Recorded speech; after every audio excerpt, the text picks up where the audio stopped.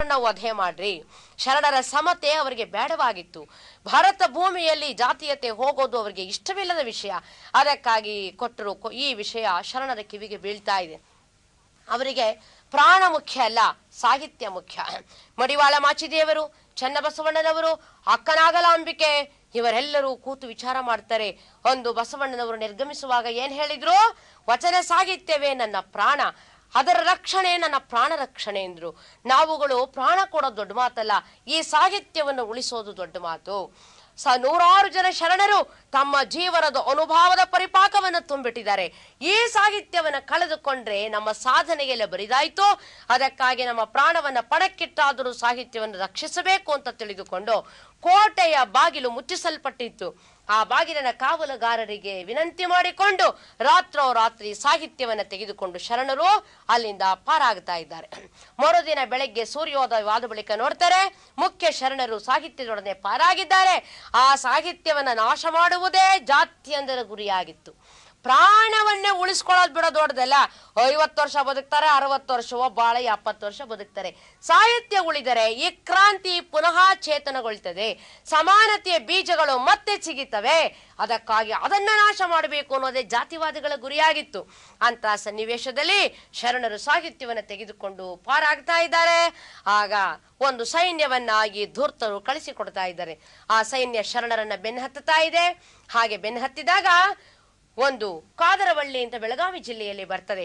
ಆ ಕಾದರವಳ್ಳಿಯ ಹತ್ತಿರದಲ್ಲಿ ಒಂದು ಘೋರವಾದ ಕಾಳಗವಾಗ್ತದೆ. ಅಲ್ಲಿ ಬಹಳಷ್ಟು ಜನ ಶರಣರಿಗೆ ಪೆಟ್ಟಾಗ್ತಾ ಇದೆ. ಸಾಕಷ್ಟು ನೊಂದು ನಲಗುತ್ತಾ ಇದ್ದಾರೆ. ಅವರು ಈ ಕ್ರೌರ್ಯದಿಂದಾಗಿ ಸೋತು ಹಣ್ಣಾಗ್ತಾ ಇದ್ದಾರೆ. ಆ ನಂತರ ಮುಂದೆ ಇನ್ನೊಂದು ಸ್ವಲ್ಪ ಜನ ಸಾಹಿತ್ಯವನ್ನು ತೆಗೆದುಕೊಂಡು ಕುದುರೆಗಳ ಮೇಲೆ ದೌಡಾಯಿಸ್ತಾ ಇದ್ದಾರೆ. ಕೆಲವು ಶರಣರು ತಡಿತಾರೆ, ಇಲ್ಲಿ ಯುದ್ಧದಲ್ಲಿ ಸೈನಿಕರನ್ನ ತಡಿತಾರೆ. ಮುಂದೆ ಮುರುಗೋಡು ಅನ್ನುವಂಥ ಒಂದು ಊರು ಬರ್ತದೆ. ಈಗ ಅದಕ್ಕೆ ಮುರುಗೋಡು ಅಂತ ಹೆಸರು. ಆ ಊರಿನ ಹೊರಗಿನ ಬಯಲಿನಲ್ಲಿ ಮತ್ತೊಂದು ಸಲ ಎದುರಿಸ್ತಾರೆ ಸೈನ್ಯವನ್ನ. ಅಷ್ಟೊತ್ತಿಗೆ ಮಲೆನಾಡಿನ ಜನ ಎಲ್ಲರೂ ಸಹಾಯಕ್ಕೆ ಬರ್ತಾರೆ. ಯಾರೋ ಶರಣರಂತೆ, ಅವರು ಬಯಲುನಾಡಿನಿಂದ ಬಂದಿದ್ದಾರಂತೆ, ಎಂಥ ಒಳ್ಳೆಯ ತ್ಯಾಗಿಗಳು, ಅಂತ ತ್ಯಾಗಿಗಳನ್ನ ಸೈನಿಕರು ಕೊಲ್ತಾ ಇದ್ದಾರಂತೆ ಅಂತ ಹೇಳಿ ಗುಡ್ಡಗಾಡುಗಳಲ್ಲಿರುವಂತ ಜನ ಎಲ್ಲ ಆಹಾರ ಪದಾರ್ಥ ಶಸ್ತ್ರಾಸ್ತ್ರಗಳನ್ನು ತೆಗೆದುಕೊಂಡು ಬಂದು ಶರಣರಿಗೆ ಎಲ್ಲರೂ ಹಿನ್ನೆಲೆಯಾಗಿ ನಿಂತ್ಕೊಳ್ತಾರೆ. ಆಗ ಬಿಜ್ಜಳನ ಪರವಾಗಿ ಬಂದಂತ ಅಳಿಯ ಬಿಜ್ಜಳ, ರಾಯವಿರಾರಿ, ಸೋವಿದೇವ ಇವರುಗಳು ಸೋತು ಅಕ್ಕನಾಗಲಾಂಬಿಕೆಗೆ ಶರಣಾಗ್ತಾ ಇದ್ದಾರೆ. ಆದ್ರೆ ಅಕ್ಕನಾಗಲಾಂಬಿಕೆ ಹೇಳ್ತಾಳೆ, ಅಪ್ಪ ವಿನಾಕಾರಣ ನೀವು ತಪ್ಪು ತಿಳ್ಕೊಂಡ್ರಿ, ಎಲ್ಲರ ಉದ್ಧಾರಕ್ಕಾಗಿ ನಮ್ಮ ಕ್ರಾಂತಿ ಅನ್ನೋದನ್ನ ನಿನ್ನ ಅರ್ಥ ಮಾಡ್ಕೊಳ್ಳಿಲ್ಲ. ಈಗ ನೀವು ನಮ್ಮ ಕೈಗೆ ಸಿಕ್ಕಿದಿರಿ ಅಂತ ಕೊಂದ್ರೆ ಏನು ಬಂತು? ಜೀವಕ್ಕೆ ಜೀವವನ್ನ ಬಲಿಯಾಗಿ ತೆಗೆದುಕೊಳ್ಳುವ ಅರ್ಥರಹಿತ. ಕ್ಷಮಿಸಿದ್ದೇನೆ, ಇನ್ನು ಹೋಗಿ. ಶರಣರು ಯಾರ ಮೇಲೆ ಪ್ರತೀಕಾರ ಮಾಡೋರಲ್ಲ. ಜಗತ್ತಿನಲ್ಲಿ ಪರಿವರ್ತನೆ ಆಗಬೇಕು ಅಂತಾರೆ, ಎಲ್ಲರೂ ದೇವರ ಮಕ್ಕಳಾಗಬೇಕಂತಾರೆ. ಇದನ್ನ ನೀವು ಅರ್ಥ ಮಾಡ್ಕೊಳ್ಳದೆ ಇಷ್ಟು ಅನ್ಯಾಯ ಮಾಡಿದ್ರಿ ಅಂತ ಅವರನ್ನ ಕ್ಷಮಿಸಿ ಕಳಿಸಿ ಅಕ್ಕನಾಗಲಾಂಬಿಕೆ, ಚನ್ನಬಸವಣ್ಣ ಮುಂತಾದವರು ಉಳಿವಿಯ ಸುಕ್ಷೇತ್ರಕ್ಕೆ ಹೋಗಿ ಅಲ್ಲಿ ಒಂದು ಗುಡ್ಡ ಗವಿಗಳಲ್ಲೆಲ್ಲ ಸಾಹಿತ್ಯವನ್ನು ರಕ್ಷಿಸ್ತಾರೆ. ಅವರಲ್ಲಿ ಯಾಕೆ ಹೋದ್ರು ಅಂದ್ರೆ ಅದು ಕದಂಬರ ಒಂದು ರಾಜಕೀಯರ ಕ್ಷೇತ್ರವಾಗಿತ್ತು. ಚಾಲುಕ್ಯರ ಗಡಿ ಅಲ್ಲಿಗೆ ಮುಗಿತಾ ಇತ್ತು. ಅಂತ ಗುಡ್ಡಗಳಲ್ಲಿ ಅವರು ವಾಸ ಮಾಡಿ ಸಾಹಿತ್ಯವನ್ನ ಉಳಿಸಿದ್ದಾರೆ. ವೀರಮಾತೆ ಅಕ್ಕನಾಗಲಾಂಬಿಕೆ ನೋಡಿ, ಆಕೆಗೆ ಆಗ 65 ವರ್ಷದ ವಯಸ್ಸು. ಅಂತ ವೃದ್ಧಾಪ್ಯದಲ್ಲಿ ಕೂಡ ಆಕೆ ವಚನ ಸಾಹಿತ್ಯ ರಕ್ಷಣೆಗಾಗಿ ಖಡ್ಗವನ್ನ ಹಿಡಿದು ಹೋರಾಟ ಮಾಡಿದಾಳೆ. ಚನ್ನಬಸವಣ್ಣ ಸನ್ಯಾಸಿ, ವಿರಕ್ತ, ಕಾಷಾಯ ವಸ್ತ್ರಧಾರಿ. ಆ ಸಾಹಿತ್ಯವನ್ನ ನಮಗೆ ಉಳಿಸಿಕೊಡಬೇಕು ಅಂತ ಮಹಾಪುರುಷ ಖಡ್ಗ ಹಿಡಿದು ಹೋರಾಟ ಮಾಡಿದ್ದಾನೆ.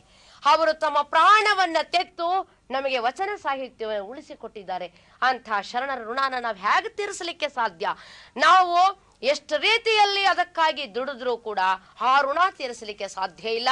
ಅಂತಹ ಬಲಿದಾನವನ್ನ ಆ ಮಹಾನುಭಾವರುಗಳು ನಮಗಾಗಿ ಮಾಡಿದ್ದಾರೆ. ಅವರು ಸುಖವಾಗಿ ಬದುಕಬಹುದಾಗಿತ್ತು. ಅರಮನೆಯಲ್ಲಿ ಬೇಕಾದಂತೆ ಮಹಾಮನೆಯಲ್ಲಿ ಸುಖದ ಸುಪ್ಪತ್ತಿಗೆಯಲ್ಲಿರ್ಬೋದಾಗಿತ್ತು. ಇಲ್ಲ, ಜಗ ಬದುಕಲಿ, ಜನ ಬದುಕಲಿ ಅಂತ ತಿಳಿದುಕೊಂಡು ಇಂಥ ಹೋರಾಟ ಮಾಡಿದ್ರಲ್ಲ, ಅದರ ಬಗ್ಗೆ ನಮಗೆ ಎಷ್ಟು ಕೃತಜ್ಞತೆ ಇರಬೇಕು.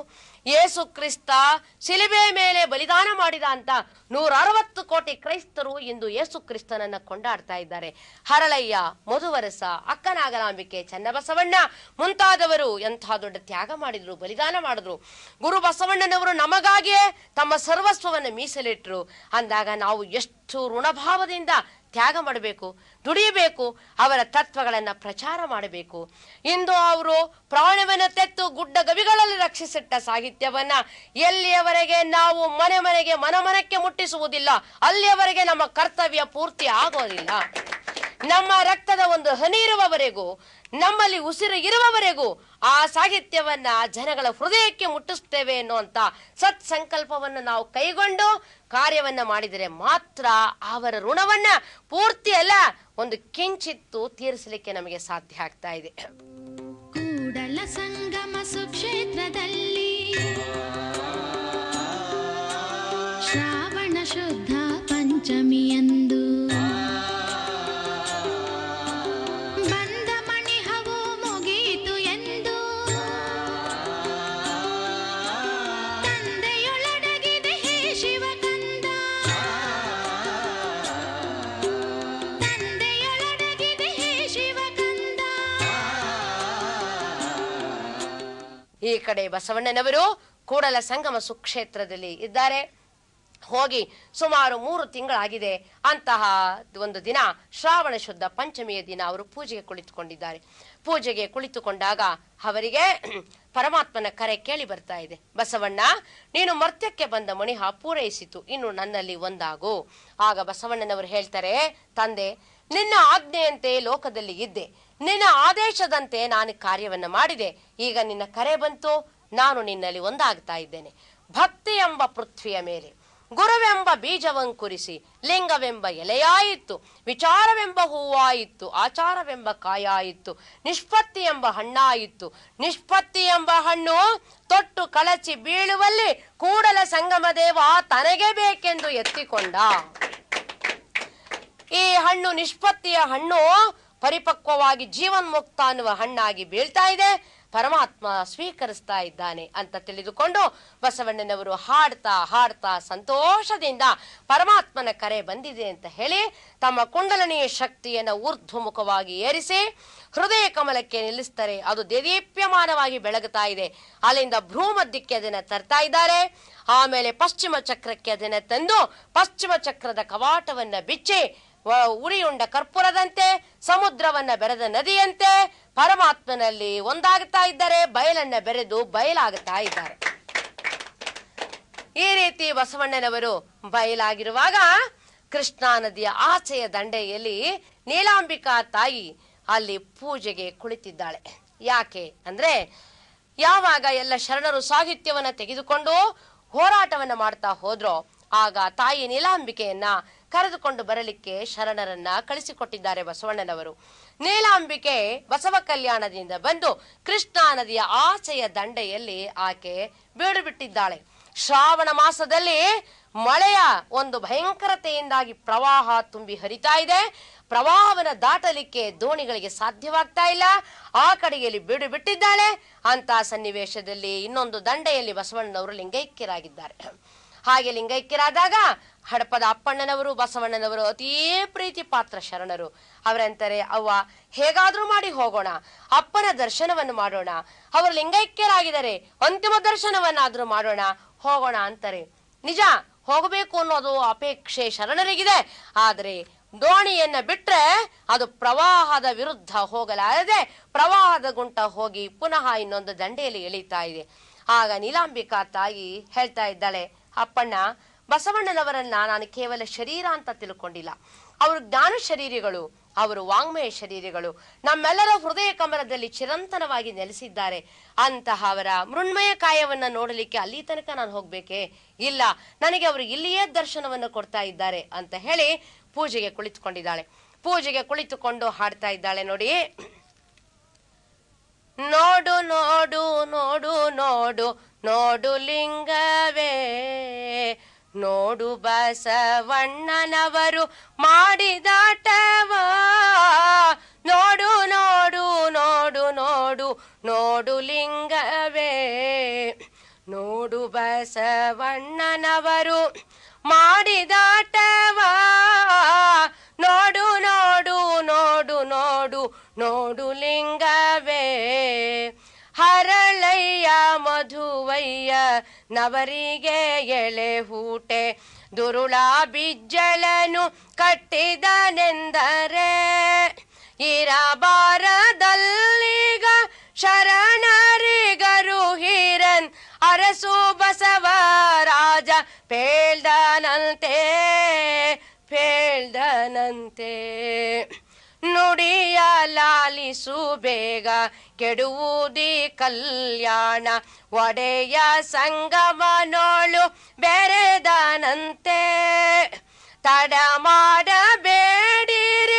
ಮಡದಿಗೆ ಅರುಹಿರನ್ ಒಡೆಯ ಬಸವರಾಜ ನುಡಿದನಂತೆ ನುಡಿದನಂತೆ ಅಲ್ಲಿಗೆ ಯಮ್ಮನು ಬರಲು ಹೇಳಿದರಂತೆ ಅಲ್ಲಿರ್ಪ ಸಂಗಯ್ಯ ಇಲ್ಲಿಲ್ಲವೇ ಅಲ್ಲಿ ಇಲ್ಲಿ ಎಂಬ ಉಭಯ ಸಂದೇಹವಿದು ಬಲ್ಲ ಮಹಾತ್ಮರಿಗಿದು ತರವೇ ಇದು ತರವೇ ನೋಡು ನೋಡು ನೋಡು ನೋಡು ನೋಡು ಲಿಂಗವೇ ನೋಡು ಬಸವಣ್ಣನವರು ಮಾಡಿದಾಟವ ನೋಡು ನೋಡು ನೋಡು ನೋಡು ನೋಡು ಲಿಂಗವೇ ಅಪ್ಪ ಅಣ್ಣಯ್ಯಗಳು ಕರೆಯಲು ಬಂದಿಹರು ಕಪ್ಪಡಿ ಸಂಗಮ ನಾಥ ಕೇಳೋ ಪುಷ್ಪಕ್ಕೆ ಪರಿಮಳ ಬೆರೆದಲ್ತೆ ಎನ್ನನ್ ಅಪ್ಪಿದ ಲಿಂಗವೇ ಮಾತನಾಡೋ ಮಾತನಾಡೋ ಸಂಗನ ಬಸವನ ನಿರುಪವ ತಾಳುತೆ ಹಿಂಗದೆ ಕರವೆತ್ತಿ ನಮಿಸುತ್ತಲೀ ಸಂಗನ ಬಸವಯ್ಯ ಆತನೇ ಈತ ಎನ್ನಂಗಯ್ಯ ಲಿಂಗವೇ ಮಾತನಾಡೋ ಮಾತನಾಡೋ ನೋಡು ನೋಡು ನೋಡು ನೋಡು ನೋಡು ಲಿಂಗವೇ ನೋಡು ಬಸವಣ್ಣನವರು ಮಾಡಿದಾಟವ ನೋಡು ನೋಡು ನೋಡು ನೋಡು ನೋಡು ಲಿಂಗವೇ ನೋಡು ಲಿಂಗವೇ ನೋಡು ಲಿಂಗವೇ.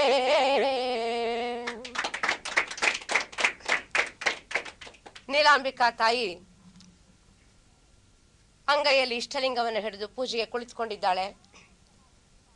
ಧ್ಯಾನಾಸಕ್ತಳಾಗಿ ಇರುವಾಗಲೇ ಇಷ್ಟಲಿಂಗದ ದರ್ಪಣದಲ್ಲಿ ಗುರು ಬಸವಣ್ಣನವರು ದರ್ಶನವನ್ನ ಕೊಡ್ತಾ ಇದ್ದಾರೆ. ಅವರು ಹೀಗೆ ಹೇಳ್ತಾರೆ, ನೀಲ, ನೋವುಗಳು ಬಂದ ಮುನಿಹ ಪೂರೈಸಿದೆ, ಅದಕ್ಕಾಗಿ ನಾನು ಪರಮಾತ್ಮನಲ್ಲಿ ಒಡೆಬೆರೆದು ಒಂದಾದಂತೆ ನೀವುಗಳು ಕೂಡ ಈಗ ಪರಮಾತ್ಮನ ಆದೇಶದಂತೆ ಬಯಲಾಗಬೇಕು ಅಂದಾಗ ಅಲ್ಲಿಯೇ ಕುಳಿತುಕೊಂಡು ಶಿವಯೋಗಿನಿಯಾದಂತಹ ನೀಲಾಂಬಿಕಾ ತಾಯಿ ತಾನು ಕೂಡ ಯೋಗ ಶಕ್ತಿಯನ್ನ ಬಳಸಿ ಪ್ರಾಣವನ್ನ ವಿಸರ್ಜನೆ ಮಾಡಿ ಬಯಲಲ್ಲಿ ಬಯಲಾಗುತ್ತಾ ಇದ್ದಾಳೆ, ಪರಮಾತ್ಮನಲ್ಲಿ ಒಂದಾಗ್ತಾ ಇದ್ದಾಳೆ. ಇಚ್ಛಾಮರಣಿಗಳಾಗಿದ್ದಂತಹ ಈ ಶರಣರು ತಾವು ಕಾಯ ಜೀವದ ಹೊಲಿಗೆಯನ್ನ ಬಿಚ್ಚಿಕೊಂಡಿದ್ದಂತಹ